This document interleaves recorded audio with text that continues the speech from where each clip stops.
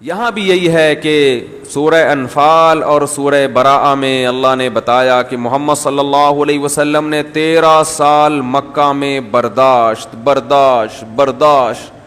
حضرت بلال حبشی ایمان لاتے ہیں, ان کو گرم ریت پہ لٹایا جا رہا ہے, سینے پہ پتھر رکھے جا رہے ہیں. ہمارے نبی صلی اللہ علیہ وسلم سجدے میں جاتے ہیں تو اوجھڑی لا کے رکھ دی جاتی ہے. کتنا برداشت, اپنے ساتھیوں کی شہادتیں دیکھ رہے ہیں. خباب ابن ارت رضی اللہ تعالی عنہ نبی کے پاس آئے, عرض کیا یا رسول اللہ الا تستنصروا لنا, اللہ سے مدد کیوں طلب نہیں کرتے؟ نبی صلی اللہ علیہ وسلم بیت اللہ کے غلاف سے تکیہ لگا کے لیٹے ہوئے تھے بیت اللہ کی چھاؤں میں. خباب ابن ارت آئے, یا رسول اللہ آپ اللہ سے مدد کیوں نہیں طلب کرتے؟ تنگ آ گئے نا پریشانی سے. ان کا جو مالک تھا ان کو گرم کوئلوں پہ لٹاتا تھا, گرم کوئلوں پہ. تصور تو کرو کیسی آزمائش. اور آج ہم ذرا سی آزمائش برداشت نہیں کرتے دین کے لیے. ہم چاہتے ہیں دین پہ چلیں گے جب بیوی بھی خوش رہے, ابا بھی خوش رہے, اماں بھی خوش رہے, بچے بھی خوش رہے, اور تنخواہ بھی پوری ملتی رہے, اور محلے میں عزت بھی ہوتی رہے. پھر اگر تھوڑا بہت دین فالو کر سکتے ہیں تو ٹھیک ہے. جہاں تھوڑی سی آزمائش آئے تو دین گیا, بولو, وہ خود ہی ختم ہو جاتا ہے سارا دن. تو خباب ابن ارت آئے, یا رسول اللہ کیا حال ہو گیا تھا کمر کا. حضرت عمر نے جب آپ کی کمر دیکھی نا اپنے دور خلافت میں, حضرت عمر بڑا خیال کرتے تھے کہ جن لوگوں نے اسلام کے شروع میں قربانیاں دی ہیں نا ان کو بہت عزت دیتے تھے حضرت عمر, اور ان کا وظیفہ بیت المال سے زیادہ باندھا تھا. فرق یہ کیا تھا جو پہلے ایمان لایا اس کا وظیفہ زیادہ. حالانکہ بعض عرب سردار تھے, بڑے بڑے لوگ تھے, نہیں کہا کہ تم بعد میں ایمان لائے ہو تو جو پہلے لائے ہیں ان کو زیادہ. اور اہل بیت کا حضرت عمر نے خصوصی خیال کیا کہ جس کی نبی سے رشتہ داری ہے اس کا خیال دوسروں سے زیادہ. تو آج اہل بیت کے عاشقین سب سے زیادہ برا کس کو کہتے ہیں؟ ابو بکر عمر کو. پتہ یہ چلا کہ یہ عشق کا دعویٰ سچا نہیں ہے. اگر آپ اہل بیت سے حقیقت میں محبت کرتے ہو تو آپ کو ابو بکر اور عمر سے محبت کرنی پڑے گی, کیونکہ جتنے بھی اہل بیت تھے سارے ابو بکر اور عمر سے محبت کرتے تھے. میرا اس پر ایک بیان ہے جو درسقرآن.com سے شائع ہوا. حضرت حسن اور حضرت حسین کی سیرت پر بیان ہوا تھا وہ. تو اس میں بتایا تھا کہ میں نے حضرت حسن اور حضرت حسین کی حضرت ابو بکر اور عمر سے کتنے اچھے تعلقات, اور ان دونوں کے حضرت حسن و حسین سے کتنے اچھے تعلقات تھے. تو یہ ایک ایسا بنا کے پیش کیا جیسے یہ دونوں الگ الگ ہیں. تو حضرت عمر اہل بیت کا خیال کرتے, اور خباب ابن ارت کی جب کمر دیکھی انہوں نے فرمایا اللہ کی قسم ایسی کمر میں نے کسی کے نہیں دیکھی. بعض صحابہ ایسے تھے جنہوں نے میدان جہاد میں اتنے زخم کھائے ہیں کہ ان کی کمر میں کھڈے پڑے ہوئے تھے. عروہ بن عبداللہ ابن زبیر, حضرت زبیر ابن عوام نبی کے پھوپھیزاد بھائی اور 10 مبشرہ میں سے جن کو جنت میں دنیا میں جنت کی بشارت تھی, یہ جو تھے اب ظاہر ہے جنگیں لڑی ہیں مسلمانوں نے, تو ان کی اتنی جنگیں لڑی ہیں, اتنے زخم لگے ہیں ان کے تلوار میں, ان کی کمر میں. عبداللہ ابن زبیر ابن عوام کے بیٹے, زبیر ابن عوام بھی شہید ہوئے تھے, وہ بھی بڑے مجاہد تھے, اور ان کے بیٹے تھے عبداللہ ابن زبیر. تو وہ بھی اتنی جنگیں لڑی ہیں کہ ان کے بیٹے عروہ کہتے ہیں کہ میں اپنے والد کی کمر میں کھڈے جو پڑے ہوئے تھے نا ان میں انگلیاں ڈال کے کھیلتا تھا میں, اتنے بڑے بڑے زخم تھے, کھڈے تھے. تو یہ جو اسلام کی بقا ہوئی ہے نا یہ جلیبیاں کھا کے, بولو بھائی, نہیں ہوئی ہے. اس کے لیے اسلاف کی بڑی قربانیاں ہیں. مکہ میں رسول اللہ صلی اللہ علیہ وسلم نے برداشت, صبر. قرآن میں بھی آیتیں آئیں وَإِن تَعْفُوا وَتَصْفَحُوا, درگزر سے کام لو, چشم پوشی سے کام لو, برداشت کرو, صبر کرو. اوجڑی لا کے رکھی جا رہی ہے کمر مبارک پر, اور حکم دیا صبر صبر صبر صبر. 13 سال ہو گئے. آپ صلی اللہ علیہ وسلم نے اپنے صحابی ساتھیوں کو صبر کے علاوہ کسی اور چیز کی تلقین نہیں کی. یہ میں پس منظر بتا رہا ہوں نا, پھر یہ سمجھ میں آئیں گی آیتیں. تو خباب ابن ارت آئے, یا رسول اللہ اللہ سے مدد طلب کریں, ہم پریشان ہو گئے ہیں, کوئلوں پہ لٹایا جا رہا ہے. آپ نے فرمایا کہ تم سے پہلی امتوں کو اس سے بھی زیادہ ستایا گیا ہے, لیکن تم جلدی کر رہے ہو. اور فرمایا اللہ کی مدد ایسی آئے گی کہ صنعاء سے حضر موت تک کوئی عورت زیور سے آراستہ ہو کر چلے گی, کوئی اس کی طرف آنکھ اٹھا کر نہیں دیکھے گا. ایسا امن قائم ہونے والا ہے. وَالذِّئْبَ عَلَىٰ غَنَمِي, اور ایسا زمین پہ امن قائم ہوگا کہ چرواہے کو بھیڑیے کا خوف نہیں ہوگا کہ وہ اس کی بکریوں کو کھا جائے. جانوروں میں بھی اللہ ایسے رحم ڈال دیں گے. تو وہی ہوا پھر مکہ سے جب آپ نے ہجرت کی ہے, جب ہجرت کر کے مدینہ آئے تو معاشی لحاظ سے حالت خراب. تو پھر چونکہ مکہ والوں سے کوئی ایگریمنٹ تو تھا نہیں, یہ میں تھوڑی سی ہسٹری بتا رہا ہوں نا جہاد کی, اسلام میں جہاد کی ہسٹری کیا ہے. تو مکہ والوں سے کسی قسم کا کوئی ایگریمنٹ تھا نہیں, بلکہ مکہ والوں نے نبی کے قتل کا پروگرام بنا لیا تھا. آپ صلی اللہ علیہ وسلم نے اس وقت بھی تمام امانتیں سپرد کی حضرت علی کو. دیکھو کیسا امانت سکھائی ہے کہ آپ جس دشمن قوم سے جو آپ کے قتل کے در پہ ہے, اس قوم کی بھی امانت میں خیانت. بتاؤ آج مسلمان معاملات میں ایسے ہیں, آج تو کہتے ہیں یار یہ میرا لگتا کیا ہے, کھا جا, ادھر سے بھی کھا جا, ادھر سے بھی کھا جا, ادھر سے بھی کھا جا. یہ وہ چیز ہے جو آج بعض غیر مسلموں میں آپ کو ملتی ہے. تو مسلمان تو اس سے بھی زیادہ امانت میں ہوشیار ہونا چاہیے, اس میں خیانت نہیں کرنی ہے, چاہے دشمنی ہے جو بھی ہے, ایگریمنٹ ہے. تو آپ صلی اللہ علیہ وسلم نے حضرت علی کو لٹا دی اپنے بستر پہ اور امانتیں دے دی اور خود تشریف لے گئے. اور وہ قتل کے در پہ تھے کہ بھائی روز روز کی چک چک سے بہتر ہے ایک دفعہ سارے قبائل مل کے قتل کر دو. سارے قبائل مل کے قتل کریں گے تو کیس کسی ایک قبیلے پہ نہیں بنے گا نا.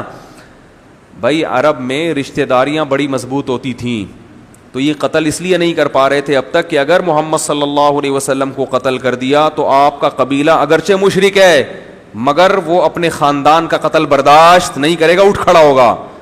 جن قوموں میں ایسی غیرت ہوتی ہے ان میں قتل و غارت کم. آج بھائی پٹتا ہے, دوسرا بھائی کہتا ہے چھوڑ تیرا مسئلہ ہے, میں نے کیا کرنا ہے, کچھ ہلتے ہی نہیں ہے یار. ایک بھائی پٹ رہا ہے, دوسرا کہہ رہا ہے چلو یار آئندہ ایسی حرکت نہیں کرنا, ہوئے میں نے تجھے کہا تھا نا پٹے گا, بس بھائی تمہارا بھائی ہے. پہلے زمانے میں بھائی کی کثرت جو ہے نا, خاندان میں مردوں کی کثرت, چچا زاد بھائی, پھوپھی زاد بھائی, اس سے انسان مضبوط ہوتا تھا. آج مضبوط کیونکہ ساتھ ہی نہیں دیتے, ہر آدمی اپنے اخپل طریقے سے زندگی گزار رہا ہے. تو عرب ڈرتے تھے کہ بھائی ٹھیک ہے ان کے رشتہ دار ان پر ایمان تو نہیں لے کر آئے مگر قریشی ہیں, اپنے خاندان کے فرد کا قتل برداشت نہیں کریں گے تو قریشی ہمارے خلاف اٹھ کھڑے ہوں گے. تو صرف قوم اور یعنی قومیت کی بنیاد پہ بھی وہ ساتھ دیا کرتے تھے. تو اب سوچا انہوں نے کہ ساری قومیں, ہر قبیلہ مل کے جب قتل کرے گا تو کس کس سے لڑیں گے بھائی. تو سب نے مل کے معاہدہ کیا اور نبی صلی اللہ علیہ وسلم کے قتل کا پروگرام بنایا. اللہ تعالیٰ نے ان کی آنکھوں کو اندھا کیا, آپ صلی اللہ علیہ وسلم بچ نکلنے میں کامیاب ہوئے اور مدینہ کی طرف آپ صلی اللہ علیہ وسلم نے ہجرت کی. پھر وہ لمبا واقعہ ہے, مدینہ پہنچ کے آپ کا بڑا زبردست, کیونکہ وہاں سب لوگ ایمان لے آئے تھے, بڑا زبردست استقبال ہوا آپ صلی اللہ علیہ وسلم کا. پھر آپ نے, تو میں یہ عرض کر رہا تھا, رسول اللہ صلی اللہ علیہ وسلم نے نہ تو یہ کیا کہ مکہ پہ جا کے چڑھائی کر دی کیونکہ بھائی افرادی قوت نہیں ہے, اور نہ یہ کہ ہاتھ پہ ہاتھ رکھ کے بیٹھے رہے, بھائی جو موقع مل رہا ہے وہ کام تو کریں. تو صحابہ کو حکم دیا کیا کریں گے بھائی, شبخون ماریں گے, ایک حملہ کریں گے اور وہ لے کے نکل لیں گے. لیکن اللہ کا کرنا ایسا ہوا, جب بدر کے مقام پہ پہنچے ہیں تو وہاں پہنچنے سے پہلے یہ جو ابو جہل اور ابو لہب وغیرہ تھے, مخبری ہو گئی کہ مسلمان 313 کا لشکر لے کے آ رہے ہیں. اب جب مخبری ہوئی ہے تو وہاں سے وہ 1000 کا لشکر لے کر آ گئے جس کی مسلمانوں کو توقع نہیں تھی, اور وہ پورے ساز و سامان کے ساتھ آئے. تبھی اس جنگ میں بہت سے صحابہ شریک نہیں ہوئے کیونکہ ان کا خیال تھا کہ یہ کوئی جنگ تو ہو نہیں, ایک تو چھوٹی سی کاروائی ہو رہی ہے. لیکن 313 جب آئے تو 313 کو اللہ نے لڑوا دیا, کس سے, 1000 لوگوں سے. 313 کے پاس تو کچھ تھا ہی نہیں, 2-4 گھوڑے, چھوڑا سا اسلحہ, اور ادھر 1000 کا لشکر. اب مسلمانوں کے پاس لڑائی کے علاوہ کوئی آپشن تھا ہی نہیں کیونکہ وہ تو آ گئے تھے نا, وہ تو سر پہ پہنچ چکے تھے. اب مسلمان پریشان. پھر اس موقع پر نبی صلی اللہ علیہ وسلم نے مصلی بچھایا میدان جنگ میں, اور سجدے میں جا کے آپ نے بڑی لمبی دعا مانگی اور اللہ سے کہا کہ اے اللہ یہ تھوڑے سے لوگ ہیں, اسباب کی دنیا میں تو شکستی ہے, لیکن اگر یہ شہید ہو گئے لم تعبد, اے اللہ پھر قیامت تک زمین پر تیری عبادت نہیں ہوگی. یہ بھی آپ کے آخری نبی ہونے کی دلیل ہے. تو کیا کہہ رہا تھا یار, میں کہاں سے کہاں, اے اللہ قیامت تک تیری عبادت نہیں, کیونکہ نبی کو پتا تھا میں آخری نبی ہوں اور یہ آخری صحابہ ہیں, اس کے بعد نہ کوئی صحابی بنے گا اور نہ کوئی پیغمبر. اگر یہی میدان جنگ میں شہید ہو گئے تو اللہ میری تو 13-14 سال کی کمائی ہے, یہ 15 سال کی, یہ اگر قتل ہو گئے تو پھر تو قیامت تک تیری عبادت نہیں ہوگی. تو اللہ کو ان چیزوں کا واسطہ دے کے اللہ سے دعا مانگ رہے ہیں, اور بالآخر اللہ نے آسمان سے فرشتے نازل کیے, قرآن میں آتا ہے, اور لڑائی ہوئی ہے, اور اللہ نے ان 313 کو 1000 پر غلبہ. بڑے بڑے افراد ان کے مارے گئے, کچھ قید ہو گئے, اور بڑے بڑے سردار قید ہو گئے. تو ان میں آپ صلی اللہ علیہ وسلم کے رشتہ دار, آپ کے چچا زاد, بڑے بڑے عرب. وہ زیادہ ڈیٹیل میں جاؤں گا تو پھر بات لمبی ہو جائے گی, یہ سورت کا خلاصہ رہ جائے گا. پہلی جنگ ہوئی ہے اسلام میں, اس میں پہل کس نے کی؟ مشرکین مکہ نے, باقاعدہ جنگ بنا دیا اس کو. جب فتح ہوئی ہے تو بہت سے صحابہ جو اس جنگ میں, کیونکہ ان کے لوگوں کی اللہ نے بڑی فضیلت بیان کی قرآن میں, اور آپ صلی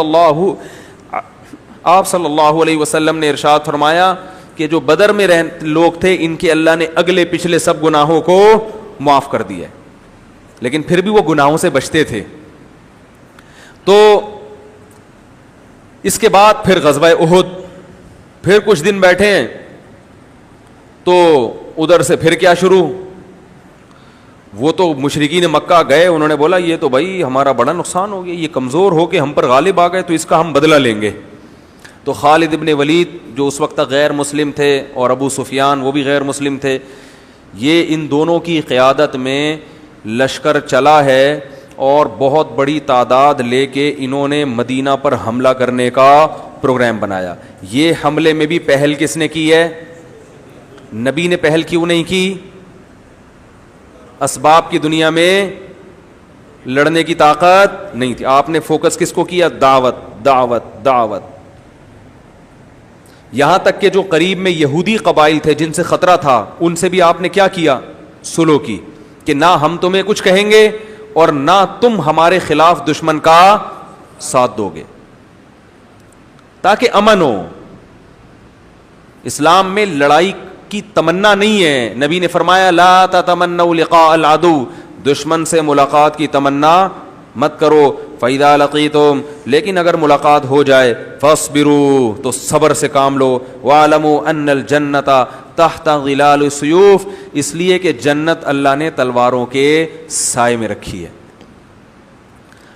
تو پھر کیا ہوا؟ پھر غزوہ احد ہوئی.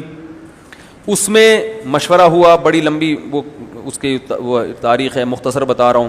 صحابہ کرام کو پہلی دفعہ میں تو فتح ہو گئی, مگر ایک حکم کی عدولی کی وجہ سے ایک جگہ وہ چھوڑ دی, تو وہاں سے دشمن نے پلٹ کے دوبارہ حملہ کیا, اور پہلے بدر میں ان کے 70 آدمی قتل ہوئے تھے, اس کے بدلے میں ادھر بڑے بڑے 70 صحابہ شہید ہو گئے, اور جیتی ہوئی جنگ مسلمان ہار گئے. بہت نقصان ہوا. لیکن مشرکین جو چاہتے تھے نا, جو ہدف تھا, وہ ہدف بھی پورا نہیں ہوا, کیونکہ یہ شکست کھانے کے باوجود پھر انہوں نے ہمت کی اور دوبارہ لڑائی کے لیے تیار. تو جب خالد ابن ولید کو پتا چلا کہ دوبارہ جنگ کے لیے تیار ہو گئے ہیں, تو وہ لوگ ان کے حوصلے کو دیکھ کر ڈر گئے کہ یار یہ تو اتنا کچھ ہو کے بھی لڑنے والے ہیں. تو پھر وہ نکل لیے وہاں سے. انہوں نے کہا عافیت اسی میں ہے کہ بس جو جیت گئے نا, بدلہ لے لیا نا, بس پتلی گلی سے, پتلی گلی ہر دور میں رہی ہے, صحیح ہے نا, اور پتلی گلی رکھنی چاہیے, یاد رکھو. تو وہ پتلی گلی سے نکل لی.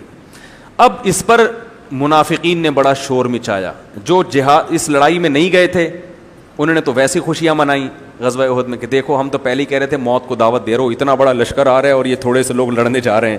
وہ اسی وقت سے پروپیگنڈا کرنا شروع. اس کی وجہ سے بہت سے جو نیک ایمان والے لوگ ہیں وہ بھی پروپیگنڈے میں آ کے انہوں نے بھی ارادہ کیا کہ ہم بھی نہیں جاتے, کیونکہ جو پروپیگنڈا کرنے والے لوگ ہیں نا, کانا پھوسی کرنے والے, ہوئے تجھے پتہ ہے کیوں جا, خیریت تو ہے, ابے یہ مروانے والے لوگ ہیں. آپ نے دیکھا ہوگا جب بھی کوئی اچھی دعوت چلتی ہے نا, اس قسم کے شر پسند ہمیشہ ہوتے ہیں.